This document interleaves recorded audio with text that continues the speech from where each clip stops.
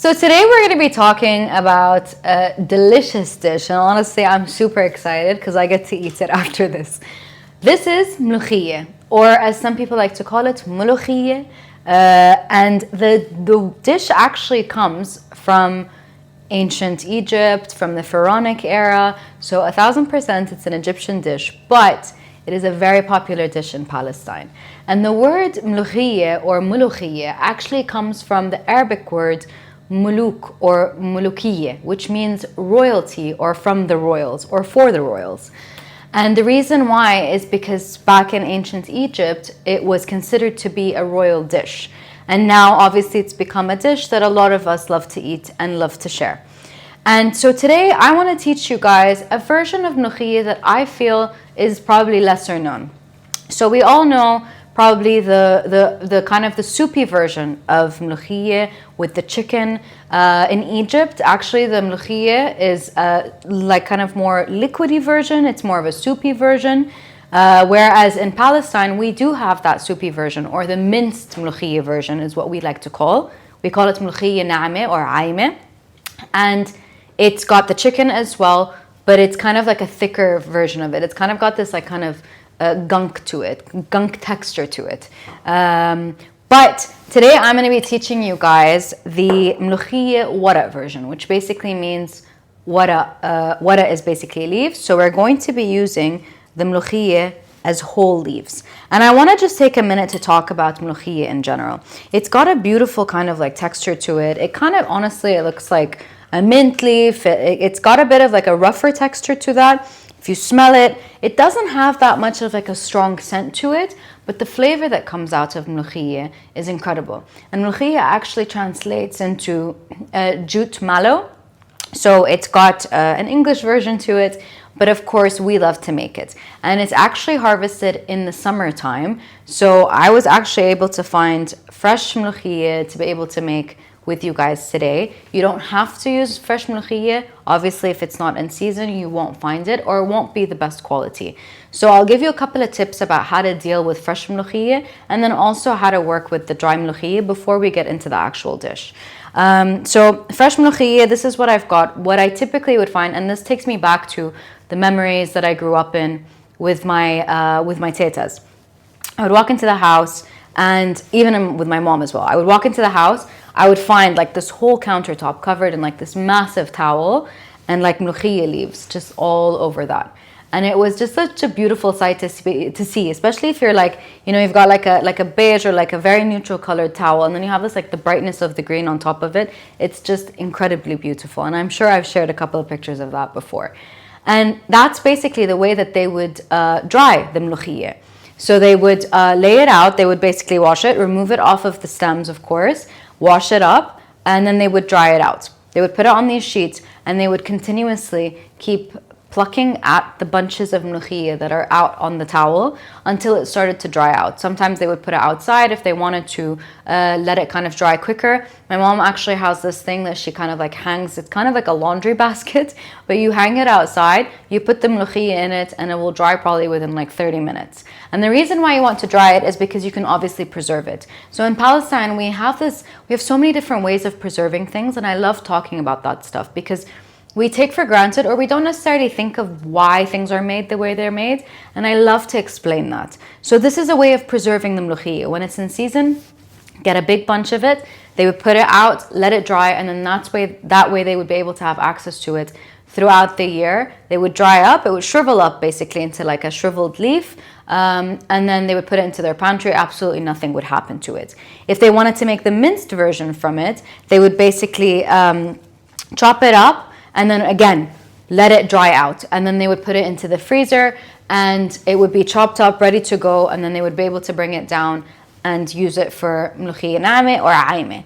But obviously in this case, we're going to be working with Mlukhiyeh Warak. And I can't wait to show you guys this dish because again, it's a beautiful flavor, and it's actually paired with lamb. And I love lamb. I think that lamb is kind of, it's maybe might not be for everyone. Maybe not everyone loves the flavor of lamb. You can obviously substitute it with chicken if you want to, or you can substitute it with beef. So there is an opportunity to play with this a bit. But I'm going to be doing it the OG way, and that is with lamb. So I've got lamb bone in, Obviously you want the bones because the bones kind of create more flavor. It adds more kind of context to the dish, and it adds just kind of more of this like comfort flavor to it. And obviously anything with bone will give you better flavor than anything without bone. And what we're gonna do, we're gonna start off by making our lamb stock. So I always like to kind of just partially create like a bit of like a stock. First of all, it adds the flavor of the meat to my stock, but then it also kind of softens up the meat so that when it cooks, it kind of maintains that like soft and tender texture. So we are going to be starting off by adding, we've got some roughly chopped onion, and of course minced garlic. Smells incredible. Absolutely no dish that we make cannot start, you have to start with this. Like, it's not an option. And honestly, it's my favorite smell in the world. We are going to be adding some olive oil, of course, to the base of this. A lot of people will dispute that you can't really cook with olive oil. I strongly challenge that. I only cook with olive oil. I think it adds beautiful flavor to the dish, and there's absolutely no reason. Like, our ancestors, generations before us, used olive oil to cook in all of the dishes that they made. So honestly, I highly and strongly challenge that. So I'm going to be adding the onions and the minced garlic into this, and what I want to do is I'm going to be sauteing it just a couple of minutes on the, got a stuck onion here, on the stovetop. So I'm going to be moving to the stove, but before I do that, I just want to talk to you guys a little bit about the spices that I'm going to be adding to it, because I know it might get a little bit loud on the stove. So I've got, of course, my my powdered spices. So I've got my fine sea salt, which I add to everything. I've got some pepper, I've got some nutmeg, and a bit of cinnamon. And these are the base of a lot of the dishes that I make. Honestly, pepper, cinnamon, nutmeg, salt, and allspice are always like my go-to 5 spices that I use in all of my dishes. But today we're going to be using these. So I'll be adding that to the meat. And I'm also going to be adding the whole spices. So whole spices, again, add that kind of earthy, wholesome flavor. We've got bay leaves, can't live without them. Cardamom pods that are dried up. And then we've got a cinnamon stick as well. The cinnamon stick also just kind of elevates the flavor of the cinnamon that we've got in the powder, but we've also gotten the whole spice. So I'm going to take this to the stovetop. I'll continue talking to you guys in a minute, but I'm just going to turn on the stove. And we just want to basically saute it just for a few minutes. You're going to want to start to hear that sizzle, that pop of the onions and of the garlic on the stove. And then once those are done, we're going to be adding the meat to the dish. So we just need a couple of minutes to this. Then we're going to get the stock ready. The stock will probably take about 15 minutes to cook. And then we're going to be moving on to our next step, which is basically putting all of the dish together. So I'll walk you guys through these steps first, and then we'll go on to the next one. And really, the sauteing won't take a lot of time. Even when we put the meat in, we just want to sear the meat. So the idea is to just kind of add that flavor, sear the meat, make sure that the meat is kind of got like a bit of like a nice color to it, and then we're going to add the water to it, create that stock effect that we need. So I don't know if you can hear it, but my onions and my garlic are already starting to pop and sizzle, and this is the best smell in the world, honestly. Like, I could live off of this. Anyone that doesn't eat garlic and onions, I question highly. But yeah, I'm gonna take a minute just to kind of like cook this off. And then we're gonna be adding our meat, our whole spices, our powdered spices, and the water. And we're gonna let it cook. Leave that for a couple minutes while it sautés off. But it's a very comforting dish. And the thing is with mlukhiyeh is that it will take a bit of time to cook. It takes about 2.5 hours to 3 hours, but it's a comforting flavor. You can actually freeze it when it's cooked. Absolutely nothing will happen to it. And you can obviously have leftovers from it. Nothing will happen to it as well. So the onion and the garlic are nearly done. We're going to be adding the meat next. And I've got about maybe half a kilo of meat. In general, my recipes cater to about 3 to 4 people because in Palestinian food, we can't really cook less than that amount. Our dishes, our recipes are just not made for that. So if you're cooking for one, you can always have leftovers. You could potentially half the quantity if you wanted to. But honestly, if you're cooking it, just meal prep and then you've got a dish for the rest of the week. Okay, so my onions and garlic are done. I'm going to take my meat over.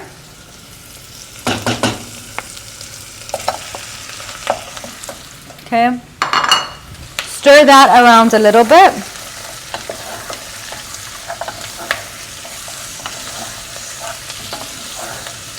And we just want the meat to brown a tiny bit.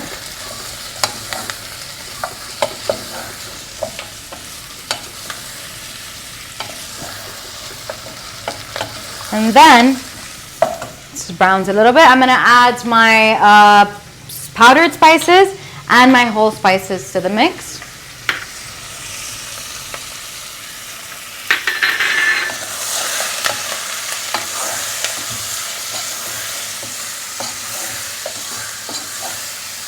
Okay, it is smelling so good. Honestly, I am ready for lunch and it's not even lunchtime. Okay, perfect. And then I'm going to add my whole spices. And last step is the water. So the water obviously creates the stock effect. And we're going to be using that stock to cook the mlukhiyeh. So we'll leave this. I'll add this. Okay. So we're going to leave this for about 15 minutes. Let it boil. Let it kind of create that consistency that we want, the flavor that we want in our stock. And then we're going to move on to the mlukhiyeh making. So we'll finish this first and then we'll move on to that step. So the 15 minutes are over and we're going to take it off the stove and I want to show you what the meat looks like. And honestly, it smells incredible. So first of all, get a bit of a steam facial from the dish. And what I'm going to do is I just want to basically sieve it out. So I want to remove all the big pieces, remove the meat as well. So we're just going to strain it into a bowl. And as you can see, the meat has cooked a bit. We've got the onions and stuff as well. But what's nice about it is that you can also see the color of that stock. And you see like just 15 minutes, like that's an incredible color. And what I want to do is I'm just going to remove my whole spices from here. Might be a bit dangerous with my fingers, but that is fine. And the meat's already like partially coming off the bone, which is amazing. If you don't find the cardamom, that is completely fine because it actually adds a lot of flavor to your dish and it's like a nice pop of flavor. So I'm going to move this out of the way. And we're going to move on to the next step. So what we're going to do now is we've got our meat, it's been boiled, and now we want to start to work on our mlukhiyeh. So I got a bigger pot because the mlukhiyeh is a lot, but mlukhiyeh is one of those things that it wilts like spinach. So this is like 1/4 of a kilo of mlukhiyeh, but it's going to wilt majorly. But I want to use a bigger pot so that it can cook comfortably and not be kind of crammed into that pot. So I'm going to be adding extra olive oil back in here. And we've got finely chopped onion and garlic. So a bit more garlic here. And I'm going to be sauteing that.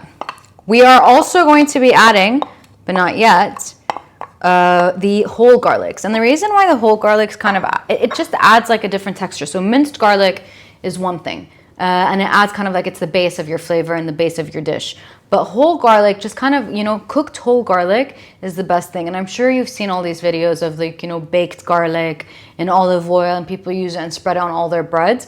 So when it cooks in this kind of mixture, it's an incredible flavor, incredible smell. So I'm going to take this back to the stove. I'm going to just saute this a little bit.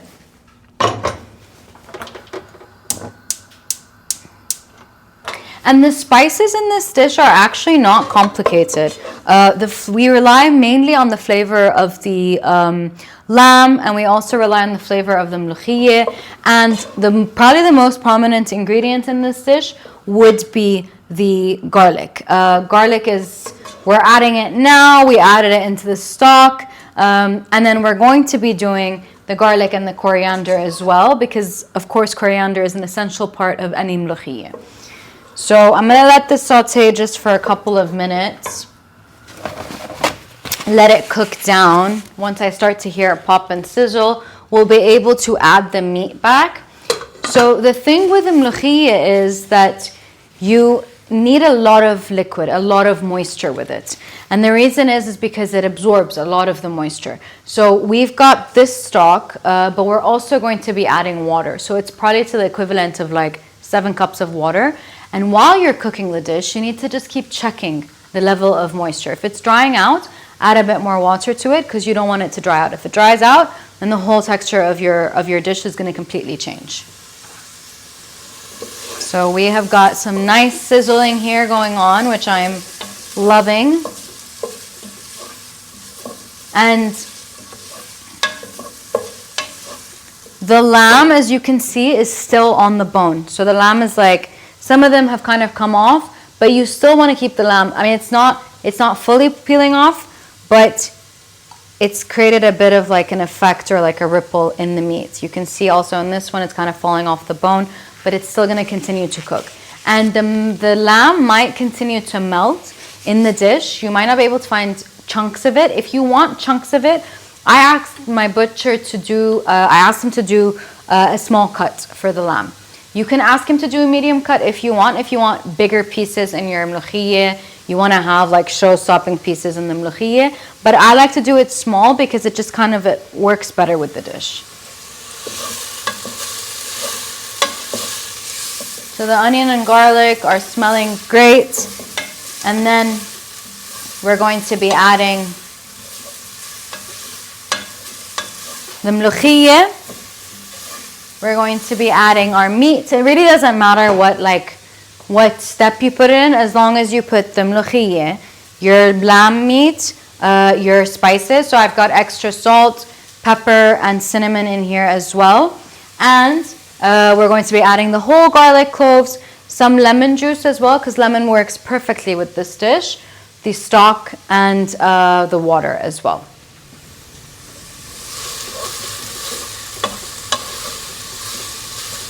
Okay, so this is looking good. I'm going to take over my mlukhiyeh, let that start to saute. You can add it in batches if you want. It doesn't matter. And of course, you're keeping it whole. So as you can see, it's kind of like filling up the pot. And that's why you need a slightly larger pot, but it's not going to stay this much. So I know this quantity might seem intimidating, but it's really not. It's going to wilt down completely. And because this is a dish that cooks low and slow, it's going to cook for about 2.5 hours to 3 hours, depending on the intensity of your oven. So it's going to wilt completely. So I just want to let it wilt a little bit before I add my meat and before I add all of the other elements. And with this dish, it's a dish that my grandmother, so Teta Ophelia from my dad's side, also known as Mrs. Jute, she used to make this dish. And Mlukhiyeh Warak it's more, I think, popular in the north of Palestine, which is where my family is from, Safad. And the Mlukhiyeh Na'meh or Aimeh is the version that my Teta Kazi, my mom's mom, used to make. And so we used to get the best of both worlds. We'd get the chicken and the kind of soupy mlukhiyeh from Teta Kazi, and then we would get the wara and the lamb and the Mlukhiyeh Warak version from Teta Ophelia. So it was incredible because in the summer, we just kind of switch from different houses and have the best of both worlds. And so yeah, I mean, honestly, Teta's cookings in general is it's incredible. It's made with love, comfort food, and that is what I try to achieve in everything that I do. And I try to preserve these recipes that we inherited and we should continue to preserve through our generation and all the generations after that.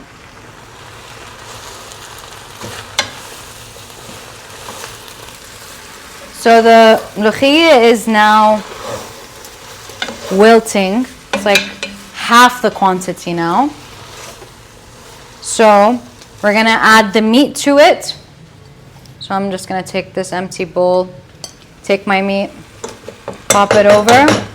With the onions as well, that's completely fine. It won't affect it. We're gonna add our spices. So the spices have the pepper. We have the fine sea salt, of course, just for seasoning.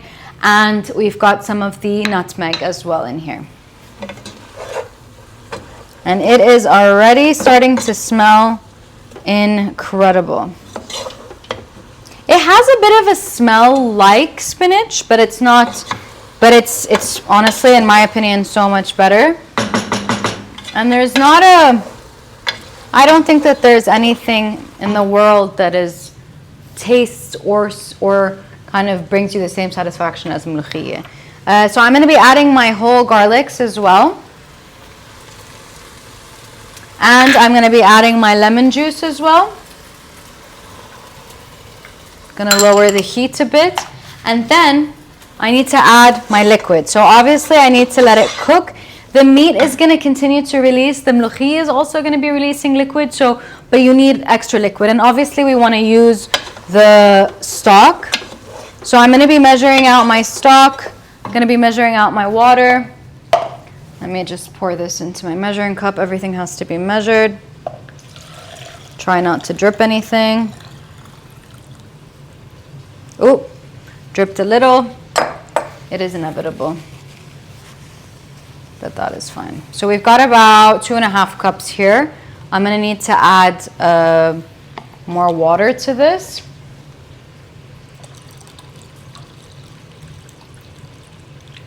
Okay. Take that over to the stove.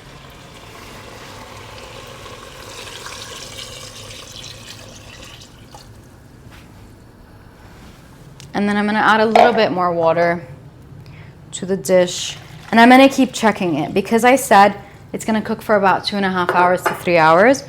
You need to just keep checking on it. If you see that the levels of liquid are reducing, it's starting to dry out, then just add a bit more. Absolutely nothing will happen to it. So I've got another like 2 cups here. And that is a good starting point. So I'll let it just kind of like boil, come together, and then I'm going to cover it, let it cook for about 2.5 hours, and then we will see how it looks. And in the meantime, we're going to be making the fried coriander with the garlic and the pine nuts. So that is going to be our next step. So while the mlukhiyeh is cooking on the stove, I want to talk about the elements that we're going to be adding to it. So we have the meat, the mlukhiyeh, the garlic, and all of those beautiful, delicious flavors in the dish. But what's going to really add to it is the coriander and the garlic. So I told you at the beginning there was going to be a lot of garlic in this dish, and I'm here to promise and to commit. So I've got a fresh garlic minced, and I've also got some fresh coriander. And these honestly will just tie in the flavor of every single thing that you're going to be eating in this dish. So I'm going to be adding them to a pan, and you can roughly chop the coriander. And also I would highly recommend to keep the stems because they have a lot of flavor. So we're going to be adding these to a pan. We're going to be adding them with a bit of olive oil as well. The olive oil is just going to allow us to just kind of saute it and fry it off. So I'm going to be putting that on the stove, and you just basically want to cook it. You don't want to overcook it, but you just basically want to wilt the coriander, let the garlic get a bit of a golden color, and then I'm going to be adding that to the mlukhiyeh pot. So that will just be like the final touch to the dish. And I'm also going to be frying some pine nuts. So we can never have a dish without fried pine nuts or fried almonds on top. With this one specifically, we put fried pine nuts. So I'm going to be frying those in a bit of olive oil. They'll get a golden color, and then you'll be able to see the final result once everything is ready. So this is going to go onto the stove, going to cook it, let it saute, and then I'm going to add it to the mlukhiyeh pot. And the snowbud is going to be on the side. The snowbud or the pine nuts is going to be the topping on top of this. So I'm super excited for you guys to see this, and I can't wait to see the final result. So we are at the final stage of the mlukhiyeh. I just put it out from the pot. I put it in this beautiful Palestinian ceramic as a serving bowl. I also made some vermicelli rice on the side. So ruz b'shari is how we call it. And the way that I cook it is I just fry the vermicelli a little bit and some olive oil. I add the rice, I add the water and the salt, of course, and I let it cook. The way that I cook my rice is it takes about 18 minutes. But some people have different, again, it depends on your oven, it depends on electric, gas, the amount of heat that you're putting onto your rice, but it's just a straight up vermicelli rice, which works perfectly with this dish. And I don't know if you can see, but you can see all of like, you know, see how like the sauce kind of thickened up, the mlukhiyeh wilted down. You can see all of the meat, like I can pull out this bone just to show you, like all of the meat's basically fallen off this bone. So this lamb is 1000% cooked. And the final touch to this dish is basically adding, of course, the fried pine nuts on top. And the fried pine nuts, again, it adds like a beautiful kind of contrast to the colors. And it adds that like earthy crunch that we're looking for.